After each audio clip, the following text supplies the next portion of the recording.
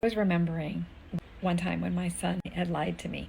I had done a ton of shadow integration work and inner work around lying, so it was no longer as triggering for me. I was able to be more present with him, and I walked over to him and I put my hands on his arms and I looked in his eyes and I said to him, honey, what I want to know most right now is what is it that I'm doing that has you feeling like you can't tell me the whole truth?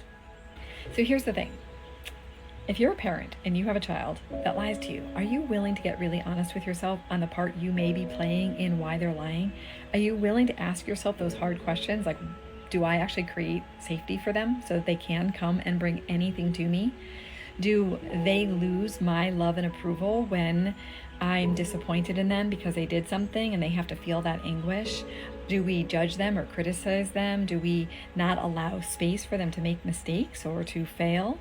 Are there ways that we don't even want to know all about them? Are we in denial and we want to know only their good parts and we don't want to know that they might have some darkness in them, which we all do? I mean, if we're honest with ourselves, don't we all have darkness in us? Haven't we lied before? So why not create the space to be able to have compassion for them as they grapple with their dark side, as they grapple with the parts of them that might want to lie? But let's talk about why we lie. We lie for self-preservation reasons, especially children.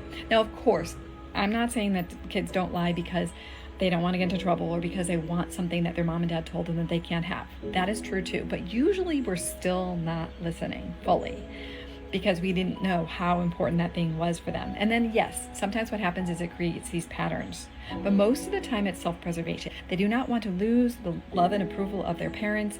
They don't want to disappoint you. They don't want that level of hurt. So here is the thing.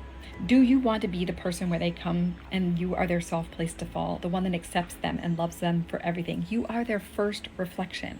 You are the one that tells them they are acceptable as they are.